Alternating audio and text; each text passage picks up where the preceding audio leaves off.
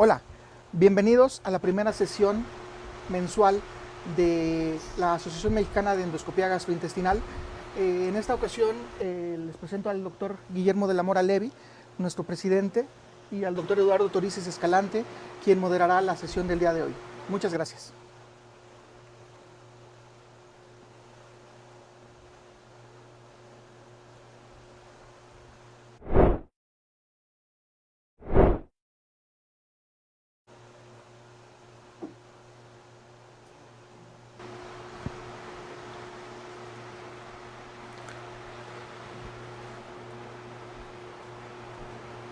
Buenas noches a todos. Pues esta es nuestra primera sesión de la administración 2023-2024.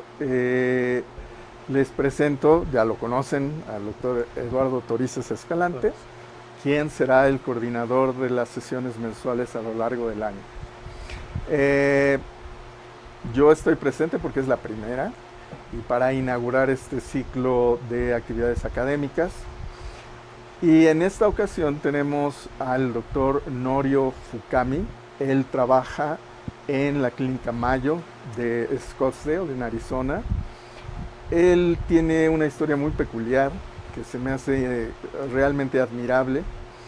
Él es japonés, estudió todo en Japón, la carrera, la especialidad en medicina interna, gastroenterología, endoscopía.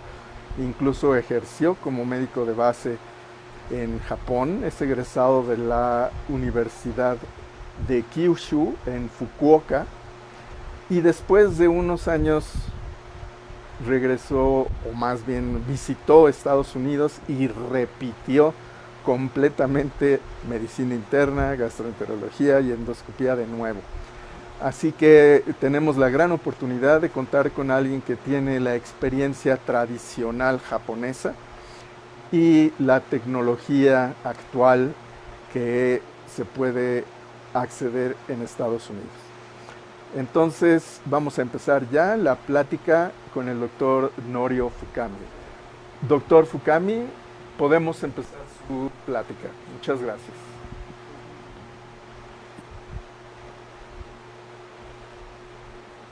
Is it okay? ¿Está bien? Bien, buenas noches a todos. Muchas gracias por esta amable presentación. Estoy en la Universidad de la Clínica Mayo en Arizona, un estado que colinda con México, y es un gran privilegio estar aquí con ustedes para hablarles acerca de la resección endoscópica en el colon.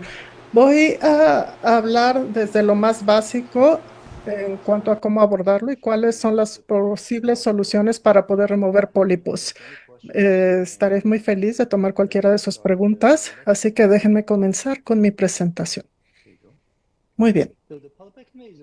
Muy bien, la polipectomía es un método muy común para poder remover lesiones en el colon.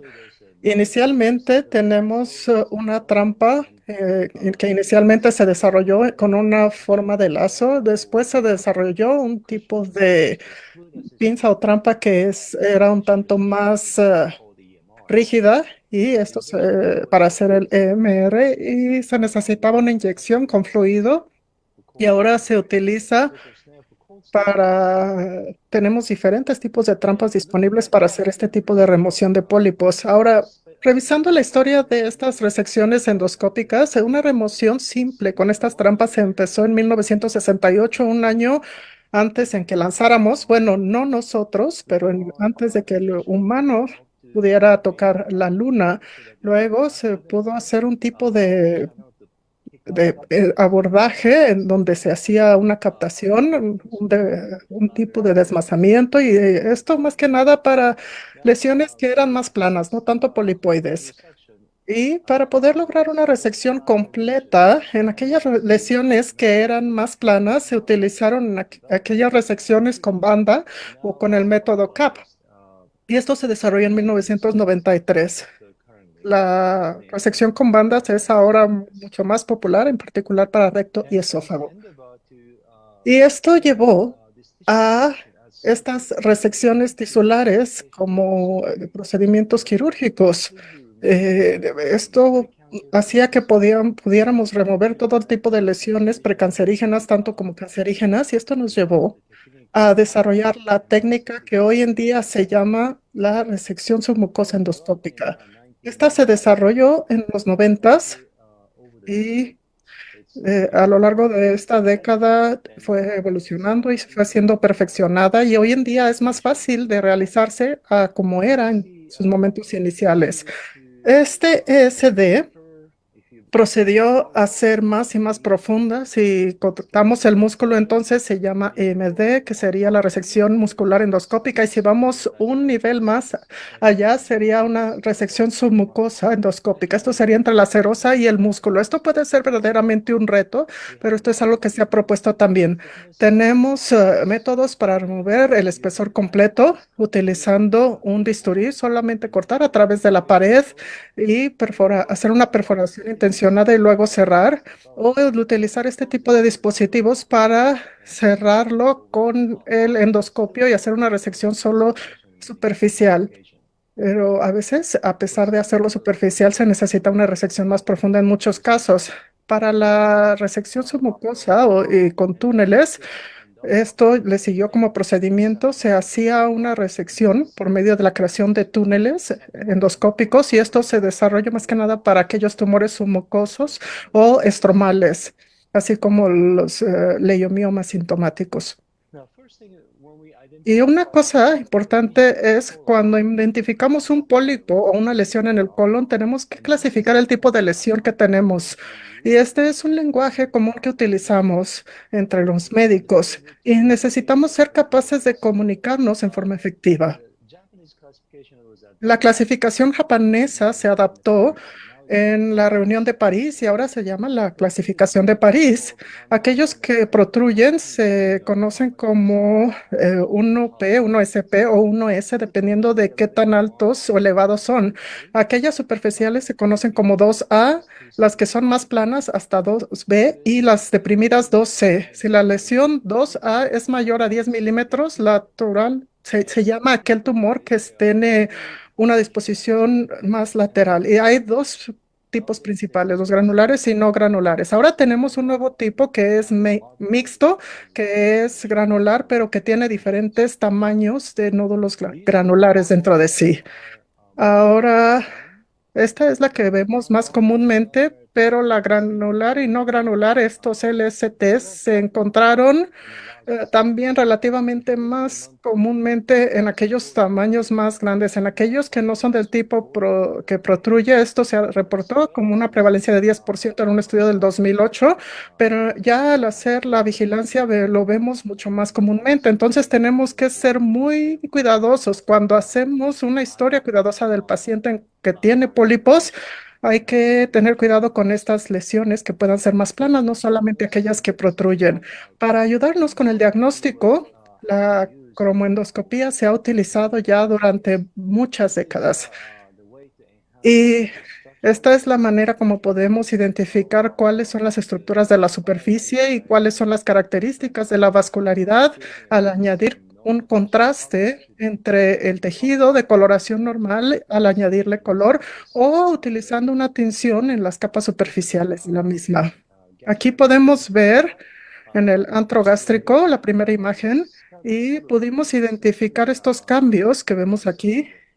Y esta es una displasia de alto grado, de hecho, que se ve como una depresión. Esta lesión que protruye y se ve un poco más roja y la última tiene algo de nodularidad con algo de eritema.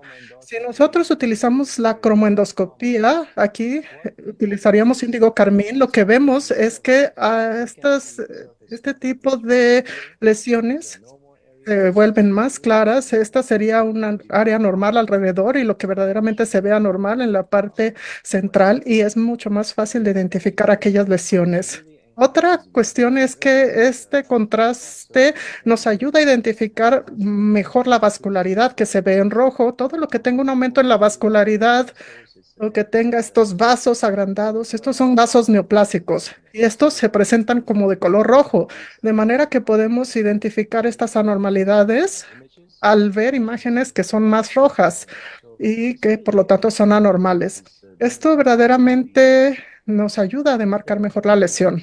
Y tenemos diferentes maneras de hacer esta cromoendoscopía. El índigo carmín usualmente se utiliza con una solución de 0.2%. Podemos utilizar una concentración mayor o menor, pero se puede tornar un tanto más azulado y se puede tornar más difícil de ver. Y solamente es medio de contraste, lo podemos lavar en forma muy fácil y lo puedes reaplicar nuevamente si verdaderamente quieres ver mejor. Este es una tinción azul que vaciamos sobre aquellas áreas deprimidas para poder cuáles son estos sulcos. Otra cuestión sería utilizar algunas tinciones vitales. Una solución con Lugol nos ayuda a determinar las lesiones con displasia escamosa. Esto se presenta porque este tipo de células son ricas en glucógeno y la solución con Lugol nos ayuda a teñir mejor aquellos que son ricos en glucógeno.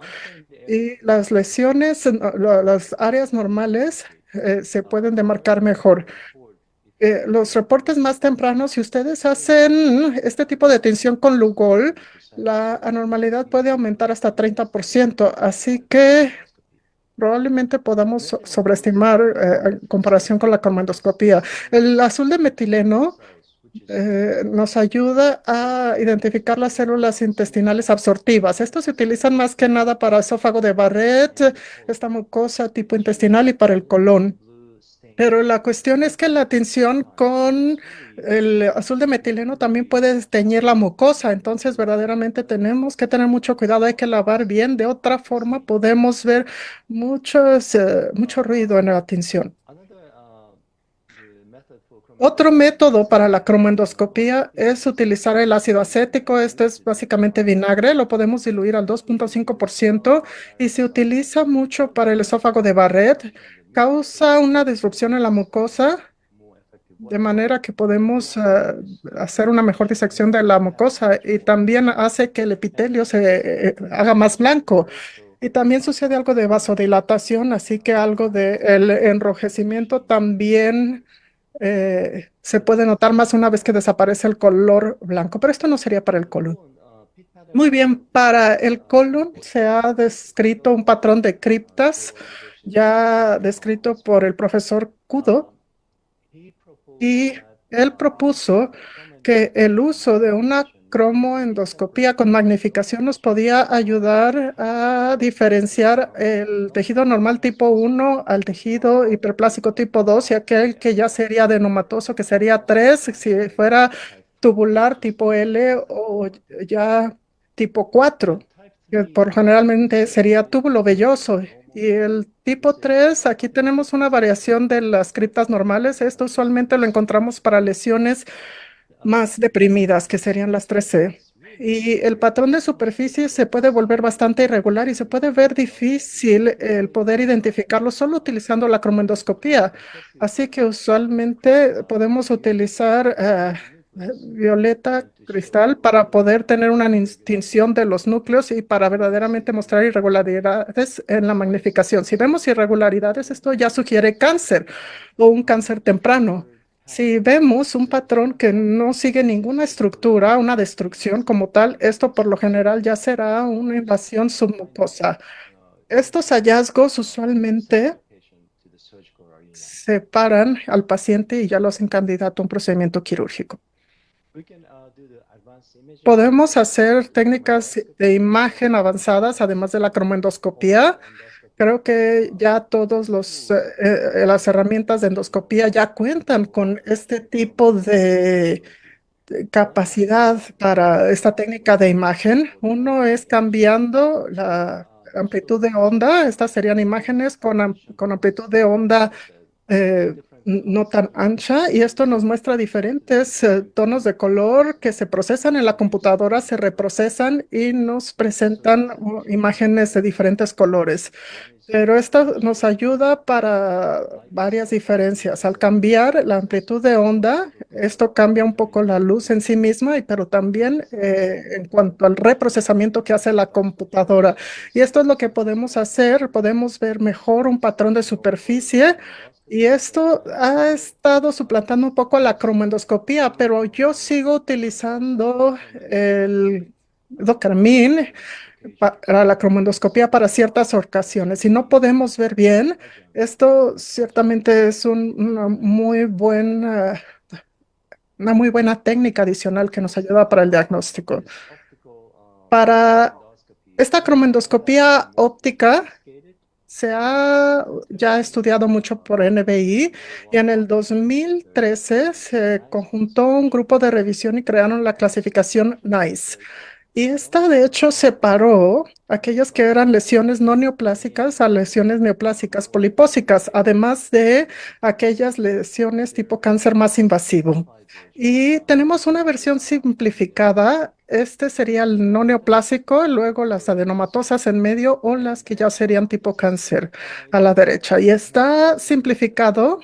No podemos verdaderamente separar y hacer una distinción con cuanto al tratamiento endoscópico contra cirugía. Sería un tanto más difícil de diferenciarlo. Sin embargo, podemos decir que este pudiera ser un tipo 2 con un color más cafezoso y esto pudiera ser un tipo 2. Aquel que se ve abajo sería más consistente con el patrón tipo 3A y a veces podemos ver un patrón que sea más ramificado que ya clasificaría como un 4L.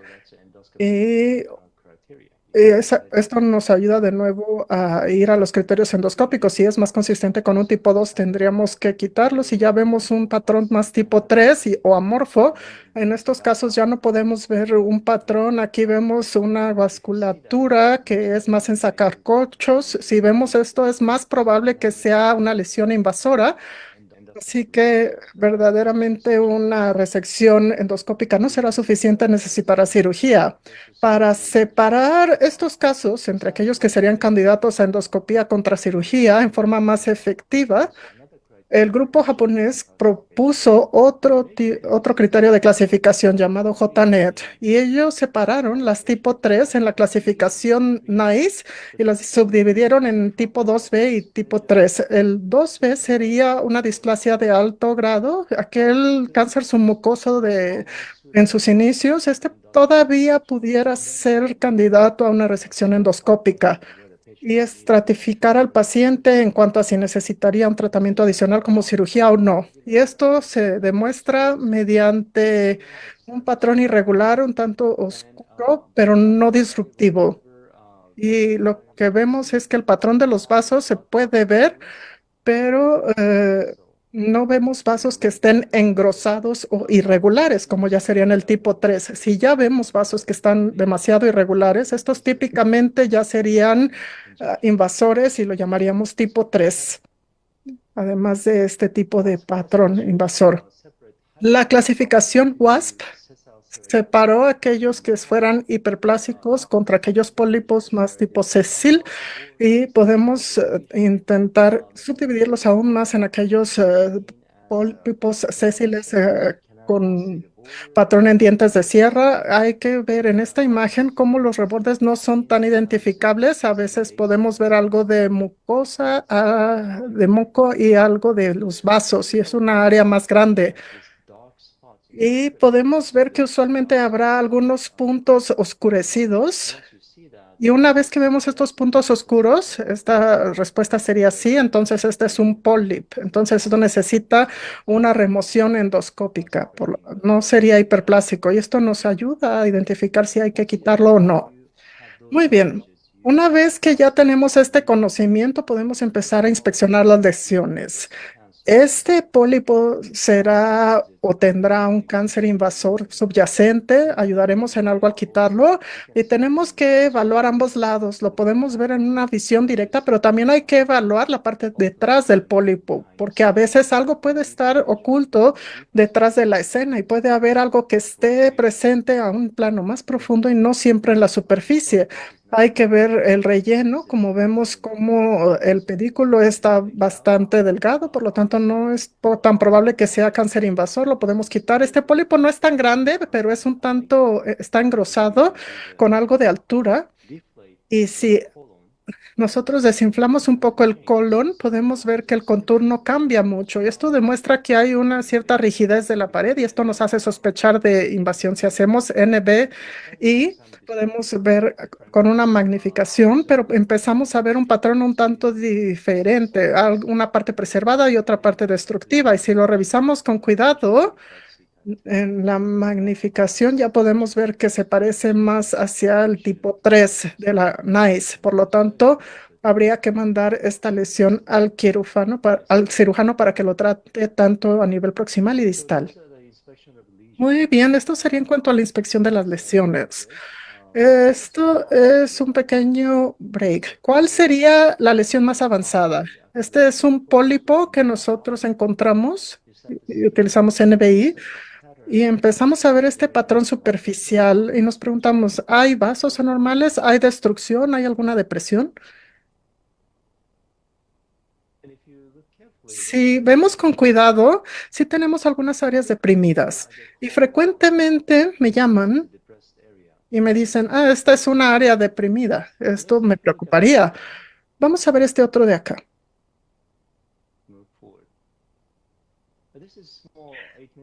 Este es un pólipo pequeño, pero empezamos a ver que aunque el área se ve normal, vemos que hay algunas áreas irregulares. El centro es irregular y se ve como si tuviera un área deprimida.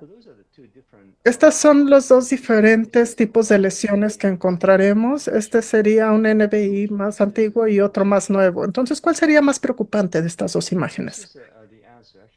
Estas serían las respuestas. Al lado izquierdo tenemos pseudodepresiones. A veces podemos ver estas áreas que están deprimidas, pero el centro, si vemos, no se ve con disrupción, no se ve pequeño, se ve bastante similar al resto alrededor. Pero al lado derecho vemos un patrón de criptas con una disrupción y podemos ya clasificarlo como un tipo 3, 3S. Es muy pequeño, muy denso. Y esta, de hecho, toda esta lesión era una displasia de alto grado de 8 milímetros. Muy bien, ahora vamos a revisar las señales de riesgo de un cáncer más invasivo. Ya hablamos acerca del patrón de criptas que se pierde, las áreas deprimidas como mayor riesgo para cáncer invasivo, el que sean algunos nódulos grandes de más de 1 centímetro, aquellos no granulares si tenemos rigidez de la pared o si el tumor, el tamaño es mayor a 20 milímetros. Y otros criterios se propusieron en Japón y se confirmaron por el grupo australiano y básicamente sugieren lo mismo, pero también añadieron la localización en el recto sigmoide como una localización más agresiva que cualquier otra localización. Y estos serían hallazgos típicos en el artículo que publicó el doctor Uraoka. Aquí podemos un tipo de cáncer, una depresión central. Esto nos muestra la rigidez de la pared. No se encuentra la pared por lo general suave. Vemos que se encuentra rígida. Y esto nos muestra un tipo de convergencia, cómo va hacia el centro de la lesión. Esto típicamente es lo que hace el cáncer invasor, causa una retracción del músculo y por lo tanto lleva a esta reacción densa del estroma y por lo tanto se ve este tipo de convergencia. Y a veces podemos ver este tipo de lesiones puntiformes blanquecinas y esto nos habla más de una displasia de mayor grado, pero a veces también los tumores vellosos pueden tener este tipo de señales.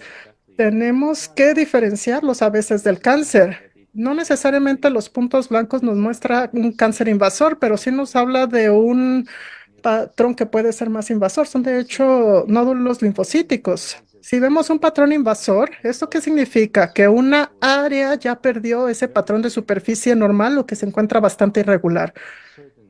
Si esta área en particular es notada, esto ya se llamaría un patrón invasor y usualmente será ya con invasión profunda a la submucosa. Esto no sería una indicación para una resección endoscópica, sino quirúrgica. Y lo que vemos es un pólipo, este sería tipo granular, se ve un tanto más rígido, pero de hecho no estaba lo suficientemente rígido. Si nosotros desinflamos y reinflamos, podemos ver cómo cambia esa rigidez de la pared o podemos evaluarla mejor. Y esta de la izquierda se ve un tanto más rígida, pero biopsiamos y nos mostró que solamente era un adenoma. Aquí podemos ver estas lesiones blanquecinas. Aquí tenemos que enfocarnos mucho en el centro. Si nosotros quitamos la mucosa, empezamos a ver estas áreas deprimidas claramente definidas. Esto ya tendría una invasión a la submucosa. Este paciente se tuvo que someter a cirugía, pero no hubo metástasis a ganglios. Una vez que determinamos que sea candidato o no a una resección endoscópica, ahora hay que decidir el cómo lo vamos a resecar. Tenemos con una sonda ya sea fría o caliente. También tenemos algunas técnicas EMR bajo el agua. También tenemos EMR, ESD y claro, la cirugía. Verdaderamente hay que pensar en qué situación nos encontramos. Si el paciente está bien informado en cuanto a los riesgos de la remoción, si el paciente está consciente, se puede remover una lesión. Si es una lesión grande, si es potencialmente de alto grado, entonces probablemente será más un candidato a una resección mayor y estos son el tipo de decisiones que debemos de tomar. Si ustedes saben que es una lesión tipo 2A, 2B en general, no tenemos verdaderamente que biopsiar. Una biopsia puede causar una fibrosis subyacente y haciendo una resección completa más difícil a futuro. Entonces, intentamos enfatizar si se sienten cómodos con el diagnóstico de una lesión precancerosa anómala, entonces no es necesario que tomen una biopsia para después hacer una resección mayor. Y siempre tienen que hablar con el paciente antes del procedimiento, discutir los beneficios y los riesgos. ¿Cuáles serían los beneficios de la resección y qué va a suceder luego de la resección si la lesión resulta ser un cáncer invasivo profundo? Muy bien, la sonda o trampa fría, esto se utiliza más para aquellos pólipos pequeños de hasta 3,5 milímetros. En unos estudios, Tiny Polyp, se encontró que aquellos pólipos de 1 a 3 milímetros se podían quitar con una pinza, pero también podemos utilizar esta trampa en frío. Y esto sería este tipo de aro, pero la diferencia es que está como trenzado y que nos permite tomar la lesión más rápida. Y esto es característico para este tipo de trampa fría. A veces puede ser difícil el cortar la lesión. 5 a 9 milímetros, estas deberían hacerse con una trampa en frío y esto lo recomiendan varias sociedades y podemos extenderlo hasta 9 milímetros en caso de pólipos, debido a que hay un menor riesgo de sangrado o sangrado retardado. Y también nos ofrece una mejor resección en comparación con las pinzas en muchos casos, especialmente en la periferia hasta 3 milímetros, pero se hizo un estudio clínico aleatorizado por parte del doctor Rex y es más un defensor de este tipo de trampa fría. Se pueden hacer hasta lesiones de hasta 15 milímetros. Pero por lo general se necesitan piezas más pequeñas. En este estudio, el MR mostró tener más pólipos residuales y el doctor Rex no pudo responder el por qué sucedió esto en su estudio. Pero esto fue incluyendo a diferentes tipos de prácticas, tanto académica como privada, y no pudo descifrar exactamente por qué tuvieron estos resultados. Una pieza de más de 20 milímetros. Es aquí donde verdaderamente tenemos que discutir cuál será la mejor forma de hacer la resección, porque tenemos ya tantas opciones que podemos ofrecer. Cuando ustedes hacen MR en frío, usualmente podemos utilizar epinefrina diluida porque esta trampa en frío puede causar un tanto de sangrado y este tipo de epinefrina nos ayuda a reducir el sangrado luego de la resección. También MR fue propuesto en el 2012, el tipo bajo el agua o underwater, y esto se utiliza para algunos tipos de pólipos. Él describió que cuando ustedes colapsan el lumen, podemos ver cómo todos estos sulcos están dentro de esta agua. Cuando ustedes colocan la trampa alrededor de estas lesiones, no hay manera de captar el músculo. Así que inmediatamente hizo esta resección con estas trampas de pólipos un tanto mayores y mostró que no hubo necesidad de tener tanto acoginamiento, fue mucho más rápido, podía quitar pólipos de mayor tamaño con este tipo de resección, pero inicialmente se reportó que no había riesgo de perforación, pero esto no fue cierto. Yo he llegado a dañar músculo, se ha reportado perforaciones en algunos casos, puede ser en la retroflexión y puede ser incluso en el tipo 2. No es libre de perforaciones, sí es menor riesgo de perforaciones, pero no totalmente libre. Creo que es más benéfico para ciertos tipos de pólipos y si tenemos una lesión en los de podemos ver bien los márgenes y lo quieren quitar rápidamente, entonces esta técnica bajo el agua sería la recomendable. Otro beneficio es que reducimos la tensión, entonces en forma efectiva estamos encogiendo este pólipo. Una vez que quitamos el aire, el pólipo puede encogerse y puede entrar mejor en el asa o la trampa, de manera que nos ayuda a disminuir el diámetro de la lesión cuando hacemos este tipo de técnica EMR bajo el agua. Esto puede ser otra ventaja si utilizamos una asa mayor. Veamos este pólipo. Está en el colon derecho, en el pliegue, y parece LSD tipo granular. Y debido a que la superficie es tan visible, no activé la cromoendoscopía o la visión por cromoendoscopía. Parece una lesión entre tipo 3 o tipo 4B consistente con un adenoma tubular. Así que seguí adelante con la resección. Quería quitar toda la pieza en una sola pieza, así que usualmente cuando así lo decido, hago una inyección justo en el centro y tiene que ser también justo por fuera de la lesión, porque esto nos dará la mejor capacidad de tomar mejor el tejido. Si inyectamos mucho más, entonces nos vamos a hacer la vida más difícil porque todo se va a volver plano de nuevo. Así que intento de hacer una inyección muy controlada para ver qué tanto necesito justo para llegar a la periferia de la lesión. Y una vez que el área circundante ya se levantó lo suficiente, digamos que ya elijo más o menos cuál es el tamaño, decidí que era alrededor de 5 milímetros. Si utilizamos una asa demasiado grande, va a ser un tanto más difícil de controlar. En este caso, utilicé una de 33 milímetros, creo, con un acoginamiento adecuado, una resección grande. Sí es segura, pero hay que tener mucho cuidado de hacer una inyección adecuada. Ustedes se darán cuenta que quiero confirmar de que el margen se encuentra justo por afuera de la trampa para el margen médico que quiero lograr. De nuevo, les digo a mis fellows, tienen que darle la bienvenida al pólipo. No puedes empujar, solamente lo capturas.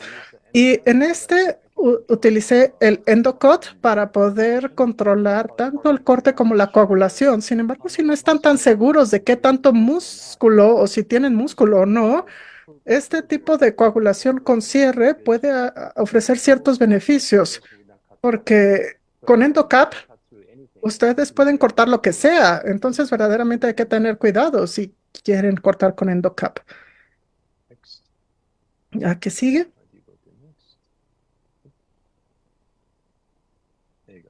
Muy bien. Este es otro que también es un tipo granular LSD. Aquí estoy utilizando MDI y con este tipo de aguja podemos utilizarla para manipular un poco el pólipo, estabilizar la distancia en nuestra área, de manera que podemos tener una mejor visualización al utilizar esta magnificación. Y si existe alguna duda, esta sería la mejor manera de hacerlo. Pueden utilizar el CAP o pueden utilizar este tipo de dispositivo ROMO para poder definir o tomar la pared y manteniendo una distancia al mismo tiempo, digamos, controlar la distancia en la lesión. Aquí de nuevo estoy intentando controlar la cantidad que inyecto. Típicamente quiero inyectar en el centro. Se darán cuenta que hay un poco que parece, se parece a la piel debido a que es una lesión vellosa, creo. Esto, por ser velloso, parece que se está enrollando hacia el otro lado. No puedo confirmar que también estoy inyectando. porque se está dando vueltas sobre mí misma. Estoy tratando de inyectar todo el pólipo y si lo hacemos así, y si el pólipo se da la vuelta sobre su otro lado, en este caso no podré ver muy bien lo que está sucediendo alrededor del pliegue y eso sería lo riesgoso, el que probablemente se nos quede algo atrás, en esa parte que no vemos. Lo que podemos intentar hacer es crear un anclaje también en el otro lado. Si existe este rodamiento sobre el otro lado, entonces podemos intentar entrar desde la retroflexión para tener mejor acceso al pólipo para ver todos los márgenes. En este caso, yo hice una técnica de anclaje y pivoteé un poco, así que decidí muy bien. Vamos a hacerlo en la forma convencional porque no me pude anclar. Muy bien, si lo empujamos hacia abajo, podemos ver que los márgenes laterales se veían bien. Sin embargo, en el lado proximal no podía confirmarlo, pero ya estaba comprometido. Hice un endocut 1 y 3 y pueden revisar después si captaron toda la lesión. Aquí voy a intentar utilizar la trampa para controlar y aquí me daré cuenta que quedó atrás algo de la lesión. Entonces, ¿qué debo de hacer en este punto? Bueno, hay un par de cosas que pueden hacer, pero esta asa o trampa fue demasiado grande. Entonces cambié al tipo de trampa en frío. Y esto nos es mucho más útil para áreas más pequeñas. Y al cerrar se darán cuenta que solamente queda un poquito de pólipo todavía. Y puedo utilizar, por lo tanto, esta trampa en frío. Pueden hacer una técnica de abulsión también con una pinza en caliente, con Endocott, y esto nos muestra un contraste entre lo que hicimos en caliente y lo que hicimos en frío. No hay una lesión por el corte y el riesgo de sangrado es un tanto menor por utilizar esta sonda en frío. Aquí cierro con un poco de coagulación para hacer una demostración al fellow, pero de hecho ya había prácticamente terminado. Luego puedo enfocarme para ver si habrá un riesgo de resangrado.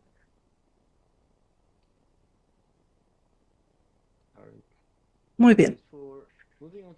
Muy bien. Ahora para SD es una técnica que podemos hacer de corte a mano libre y esto nos permite abordar lesiones muy grandes, quitando una pieza grande y estos se utilizan para resecciones R0 con márgenes negativos. Esto verdaderamente nos ayuda a tener una pieza tisolar muy grande y poder dar un mejor resultado de patología. Disminuimos la recurrencia local con una razón de momios de 0.1, pero con la coagulación STSC la tasa de recurrencias cambia de hasta 6%. Pero con una evaluación precisa de los tejidos, la necesidad de una cirugía adicional se reduce, porque un paciente con un cáncer podrá ser observado si pudimos quitar el tumor por completo con márgenes negativos. Pero este tiene una curva de aprendizaje bastante pronunciada. Hay que practicar mucho antes de poder abordar un caso clínico. Y sí existe un mayor riesgo de perforación, lo cual podemos por lo general resolver con un clip y hacer un cierre. Para lesiones colorectales grandes, esta es una que verdaderamente es un problema. Lesiones de más de 2 centímetros que no son tipo pólipos, son lesiones planas, son difíciles de captar con fibrosis submucosa debido a las biopsias previas o que haya sido tipo 2. Y si tenemos el riesgo de cáncer aquí, ciertamente necesitaríamos quitar en una sola pieza. En estos casos, ESD nos ofrece algunos beneficios. En el 2015, las guías europeas describieron a ESD como una opción que puede ser considerada para aquellas lesiones difíciles de más de 20 milímetros con riesgo de cáncer. Y en el 2019 discutimos cuáles serían lo más deseable para utilizar esta técnica de ESD en las guías de práctica clínica. En el 2022, las guías europeas, de hecho, cambiaron el tono un poco. Apreciaron los beneficios de ESD y ESD ciertamente debe de considerarse.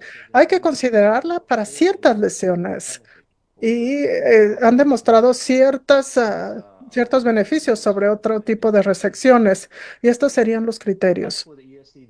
En cuanto a los dispositivos de ESD, ya se han logrado muchos avances. El Dual J, también ya tenemos Flush Knife, también los híbridos, también que nos permite también la inyección, el combinar ya sea el Knife o Pro Knife. Todos estos tipos de sondas nos permiten mejorar la precisión. Ahora tenemos un nuevo dispositivo que se llama Speedboat, que tiene también bipolar y capacidad de coagulación. Y esto ha cambiado un poco el cómo hacemos ESD. También tenemos tipo de tijera, que es un tanto más lento para su avance y a veces puede coagular demasiado. En cuanto al monopolar y bipolar, ofrecen varias diferencias. Los dispositivos bipolares usualmente lo utilizamos con esta sonda porque sería como dispositivo hemostásico bastante local. Solamente hay que traerlo hacia arriba y con el electrodo lo podemos utilizar inmediatamente. Aquel dispositivo monopolar, de hecho,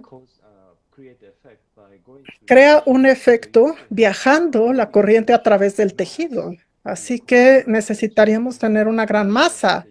Necesitaríamos tener un alto voltaje y controlarlo. Hay que crear una corriente entre estos tejidos. El bipolar, sin embargo, tiene una distancia controlada y solamente el tejido que estás tocando sería el que vas a tener el efecto.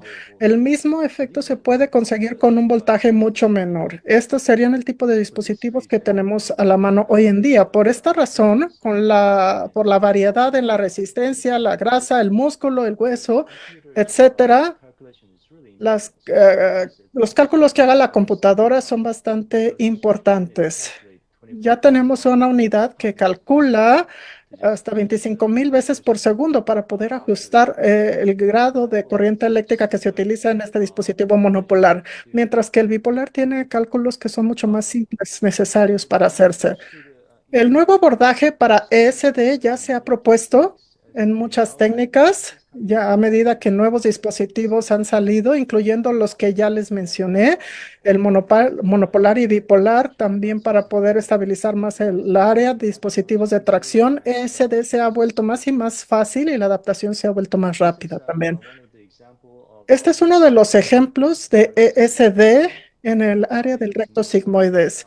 Aquí utilizo una solución para poder levantar el área. Este sería un dispositivo bipolar llamado Speedboat. La corriente eléctrica solamente sucede entre la sonda y la parte blanca. Aquí hay que guiarse a tacto un poco. Esto es un tanto excepcional. Corta sin crear un chamuscado. Y esto es muy importante porque crea una coagulación por microondas. Entre esta antena tenemos un pequeño calentamiento que sucede con una especie de efecto de microondas y causa un ligero aumento en la temperatura, causando la oscilación de las células y puede sellar los vasos mucho más completamente sin chamuscar. Así que podemos ver que se puede lograr una resección sin esta área quemada. Puede mejorar el proceso de cicatrización. Estas son cosas que aún se están investigando, sin embargo, y los resultados de estos estudios seguimos esperándolos. Así que una vez que quitamos una lesión, hay que ver cuáles son los resultados. Para ESD hablamos acerca de estos resultados quirúrgicos, de esta gran resección en bloque y la tasa de curación tras la resección. Esto sería muy importante para poder ver si existe riesgo de metástasis a los ganglios linfáticos. Esto significa si pudiéramos esperar un poco más o si será necesaria una cirugía adicional. Y esto es lo que podremos ver al revisar mejor estos tejidos. También es muy importante la retención de esto. Este sería un pólipo resecado con márgenes negativos. Le preguntamos al patólogo qué lado era positivo, qué lado era cáncer. El pólipo puede ser un tanto difícil el juzgar qué tan profundo está el tumor. Usualmente los dividimos SM1, 2 o 3 para ver cuál es el riesgo de metástasis a ganglios linfáticos. Hoy en día lo juzgamos en cuanto a la profundidad de invasión. Un mayor de 1 milímetro ya nos daría señales de invasión a ganglios, pero algunos reportes más recientes nos confirman que la invasión por profundidad no puede ser el único factor determinante. Lo más importante sería la invasión linfovascular. Así que es la medida, esta es la forma en que ellos pueden medir qué tanta invasión tiene el cáncer por debajo de la capa muscular de la mucosa. SM1 hasta 100 micrómetros, una invasión de 1 milímetro. Hasta aquí esto sería un tanto seguro. En ausencia de gemación tumoral, diferenciación del tumor o LDI, invasión linfovascular.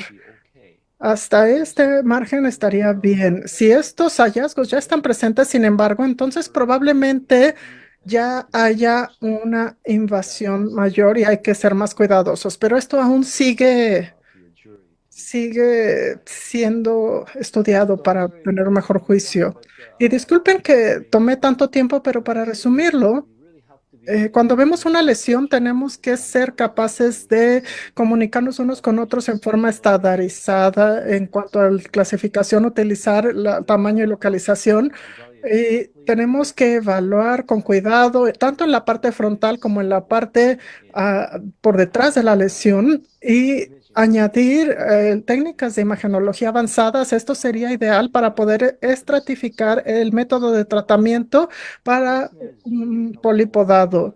La sonda en frío es mejor para lesiones menores de 10 milímetros. Es una forma rápida y segura y con menor riesgo de resangrado. El EMR bajo el agua es una nueva técnica para aquellas lesiones más planas con una cicatriz adyacente o si queremos hacer una técnica con una trampa fría. También se ha propuesto para este tipo de EMR bajo el agua para reducir el riesgo de sangrado. El EMR convencional se utiliza para lesiones más planas con márgenes negativos, pero para reducir el riesgo de sangrado en el colon derecho sería mejor el tener un buen cierre para reducir el riesgo hasta 10%. SD está en teoría salvando a muchos pacientes del riesgo de una cirugía en comparación con EMR. Sin embargo, se necesita mucho entrenamiento y hay que ser muy buenos para hacer SD y es verdaderamente muy benéfico para aquellas lesiones grandes con características de alto riesgo para poder juzgar mejor esta lesión y ver si el paciente probablemente pueda necesitar cirugía adicional o pueda solo vigilarse. Esto es muy importante para poder guiar al paciente para su vigilancia subsecuente y cirugía potencial subsecuente. Muchas gracias por su atención. Aquí estaré feliz de tomar cualquiera de sus preguntas.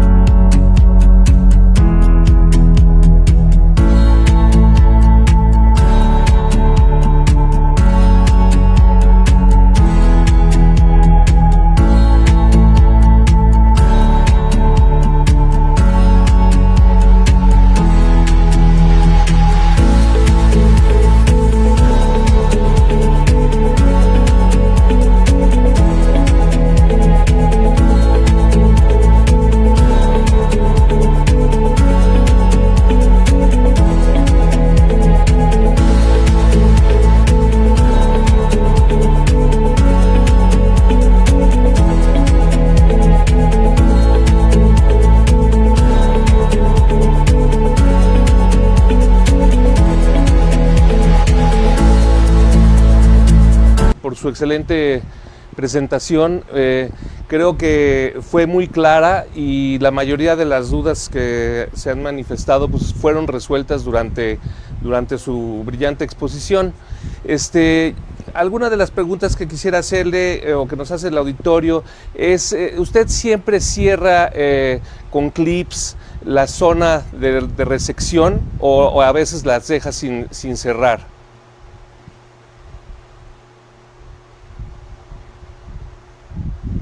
I'm sorry, can you translate in English?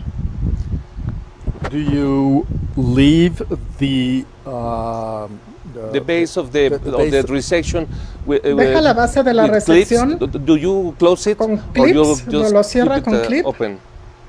o lo deja abierta? Sí, muy bien, este es un muy buen punto. El único beneficio que se ha mostrado hasta el momento son aquellas lesiones grandes, mayores a 2 centímetros en el colon derecho. El colon derecho, la definición difiere de acuerdo al artículo que lean, pero en general aquello que esté más cerca de la flexura esplénica, se ha mostrado aquel que está más cerca de la flexura hepática, una lesión mayor de 2 centímetros, estas tendrán un mayor riesgo de sangrado. Por lo tanto, típicamente cerramos estas lesiones cuando hacemos MR o tenemos una lesión de más de 2 centímetros y intentamos tener un buen cierre. El problema al utilizar estas trampas es que a veces no tendemos a cerrar debido a la incerteza en cuanto a la polipectomía, qué tan completa fue. Así que si quiero cerrar, digamos, típicamente hacer una resección alrededor entre 1 y 2 centímetros, ya sea si vamos a cerrar o no, esto lo vamos a decidir o lo va a decidir el médico que haga el procedimiento. Y si el paciente es de alto riesgo de sangrado, como por ejemplo que esté tomando terapia antiplaquetaria o que esté tomando warfarina o con historia de sangrado o que venga desde muy lejos, en esos casos sí tendemos a cerrar con un cierre de alta calidad, a pesar de que la lesión pueda ser menor a 2 centímetros. Muy bien. ¿Usted qué criterios toma para seleccionar un cuchillo específico para hacer la resección?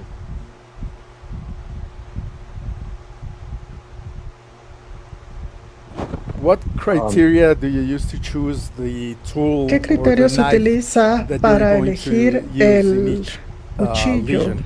o knife que elija para hacer una resección? ¿Para MR o para SD o solo para SD? Para ESD.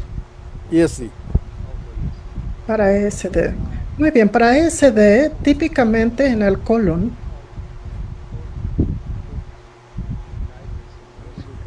nosotros vemos aquel que es tipo tip type. Algunos tienen de 1.5 milímetros en la punta.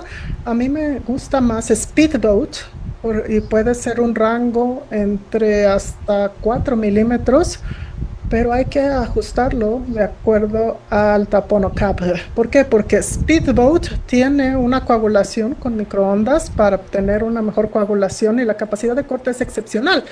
Pero en la flexión se ha vuelto bastante difícil de hacer en el pasado, así que hemos estado haciendo más speedboat para las lesiones en las que tenemos acceso con una visión directa, con el método de tunelación, mientras que cuando hay una retroflexión que sea requerida, como en el colon derecho o en el ciego, en donde tengamos involucramiento del orificio del apéndice, en esos casos he utilizado el tip knife de 1.5 milímetros. Ahora, esto puede cambiar debido a que a un dispositivo más pequeño acaba de salir que se llama Speedboat Super Slim y tiene un canal de 2.8 milímetros y de hecho puede ayudarnos a tener mejor abordaje, pero la rotación no es lo que teníamos, así que hay algunas mejorías que probablemente necesita este nuevo dispositivo, pero típicamente utilizaría el tip knife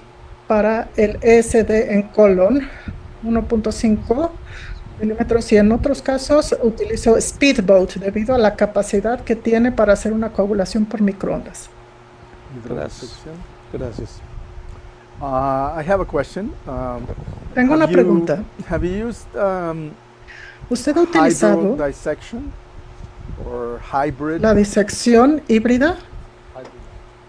El hybrid knife. Muy bien. Este cuchillo híbrido o hybrid knife tiene la capacidad de inyección y, y es compatible con utilizar solamente salina. Ya fue aprobado para salina. Esto significa que cuando ustedes inyectan salina, solamente tiende a irse hacia abajo un poco. Y no es una gran desventaja. De hecho, me encanta el hybrid knife para aquella endoscopía submucosa. Me gusta hacer ciertos procedimientos con este tipo de hybrid knife, pero el efecto de coagulación para mí era demasiado. Tiene un electrodo bastante grueso, entonces cuando intentamos cortar coagula demasiado y yo no pude escaparme de esto, porque con SD necesitamos un corte que sea muy preciso y con una coagulación mínima para poder tener una buena pista de patología. Esta sería la única razón por la que no lo he utilizado para ESD. Ahora, esto también puede que cambie en el futuro, porque el Hybrid Flex está por salir al mercado. Este va a ser con una longitud más flexible y probablemente lo tendremos con una longitud de 4 milímetros, pero ahora fija, y tendrá un electrodo mucho más pequeño. Entonces espero poder utilizar pronto este tipo de cuchillo híbrido. ¿Ustedes utilizan mucho esta punta o cuchillo híbrido? ¿Ustedes? Sí, nosotros tenemos aquí el hybrid knife y sí lo utilizamos con relativa frecuencia. Otra pregunta, en POEM, ¿tiene alguna experiencia con el speedboat? So the speedboat for POEM is exceptional when you make El a speedboat para POEM es excepcional cuando hacemos un tonel tan recto.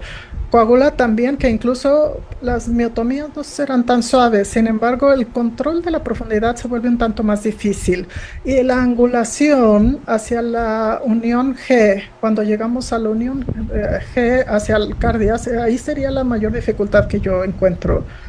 El efecto tisular es fantástico, pero se necesita hacer algunas mejorías para hacerlo, digamos, más utilizable. Yo sigo utilizando un hybrid point.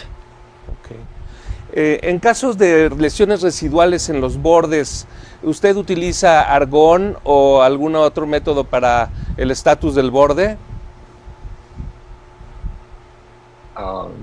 I need a translation, please. Do you use any Traducción. kind of ¿Usted utiliza energy cualquier tipo de energía for the border status? para el estatus How do you del take margen? care of the border when it's not when you left something of the Cuando lesion, dejó some of the algo de lesion una around? lesión, How do you alrededor? take care of that? ¿cómo lidia con estas lesiones residuales? Muy bien, muy bien. Digamos que quitamos un pólipo y que queda algo en el reborde. Pero si estoy seguro de que ya completé la resección, bueno, hay varias maneras que podemos lidiar con estas lesiones residuales. Si es muy focal, podemos hacer una biopsia en caliente y podemos tomar ese tejido y levantarlo y utilizar endocut, hacer una abulsión. Y esto nos ayudaría a, en forma efectiva, sacar el área con un cauterio. La segunda manera como lo podemos hacerlo, ya lo vimos, sería con la zona en frío. Es mucho más controlable.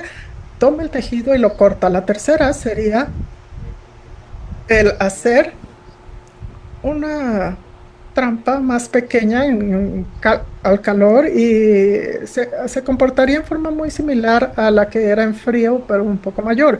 Y finalmente, actualmente la técnica más comúnmente utilizada sería la coagulación suave, soft coagulación. Entender la coagulación 2 a 3 milímetros alrededor de los rebordes y aplicar esta coagulación suave hasta 80 watts, 50, 80 watts y hacemos que se haga más blanca. No hay que ser tan agresivos con la coagulación, solamente blanquear los márgenes hasta 2 a 3 milímetros alrededor. Okay, and finally, the last question. Y finalmente la última pregunta. What is your opinion about the ¿Cuál hybrid sería su ISD? opinión acerca ISD. del Hybrid ESD ISD. híbrido? Muchas gracias por la pregunta. Sí, No estoy a favor de el ESD híbrido. La razón es que si intentamos completar una ESD, el ESD híbrido tiene el riesgo de no completar la resección completa. Y ciertas partes puede que no las captemos tan bien con la trampa y por lo tanto crearemos un corte en dona. Entonces vamos a dejar algo del centro. Y si la lesión fuera grande, entonces el riesgo aumenta. Sin embargo, si fuera una lesión un tanto más pequeña, queremos terminar rápidamente. Queremos disecar los márgenes, digamos que fuera de 2 centímetros, y cortamos los márgenes. Y diseca algo del tejido submucoso. El ESD híbrido estaría cortando tanto. Hay que asegurarnos de inyectar por detrás de la lesión antes de hacer la resección con la trampa, de manera que podamos hacer una resección completa. Digamos que es una estrategia que nos ahorra tiempo para lesiones más pequeñas, pero a veces se vuelve más como una estrategia de salida cuando tenemos ya muchas dificultades, entonces probablemente sí haya que convertirlo a híbrido solo para terminar, porque probablemente no puedas abordar también la lesión y completar el ESD. Entonces son dos formas: crear estrategia, planear y una salida planeada, pero la verdad no estoy tan a favor de su uso. Ok. ¿Quieres hacer Muchas una gracias. pregunta? Esto nomás lo quiero comentar al público. Tuvimos la oportunidad de tener un experto, como les comenté al principio, lo mejor de los dos mundos, lo tradicional con lo más moderno, con mucha experiencia. Y bueno, pues qué bueno que lo pudimos aprovechar. Y yo sé que muchas veces al elegir el tema de una sesión mensual influyen muchos factores. A veces sentimos que es algo que no vamos a hacer y por lo tanto no nos interesa, o algo que está fuera de nuestro alcance y que pues por eso tampoco nos interesa. Sin embargo, creo que fue muy interesante la forma en que expuso el doctor, desde lo más básico hasta lo más avanzado, porque la mayor parte de los instrumentos que él mencionó, en especial uno de ellos, el Speedboat, ya están pronto por llegar a nuestro país. Y la teoría es de que eso facilitará, con sus bemoles, por supuesto, sigue siendo una técnica difícil, pero facilitará algunos procedimientos. De todas maneras, aunque no sea un tema que les parezca de momento interesante, no me refiero a a muchos otros que habrá a lo largo del año, tomen en cuenta que, bueno, uno, está bien estar actualizado; dos, por lo menos hay que saber las indicaciones o saber que sí se puede hacer, aunque no lo hagan ustedes. Entonces, nos da mucho gusto además que se nos unieron varios seguidores de Centro y Sudamérica, incluyendo hasta Chile, y la idea es que esto vaya creciendo, se junte más gente y por lo tanto haya más preguntas y aprendamos más. Por lo pronto, le damos las gracias al doctor Norio Fukami por tan excelente presentación. Thank you very much, Norio, for your excellent lecture. Muchas gracias, Norio, por su brillante presentación. And have a good night. Muchas gracias.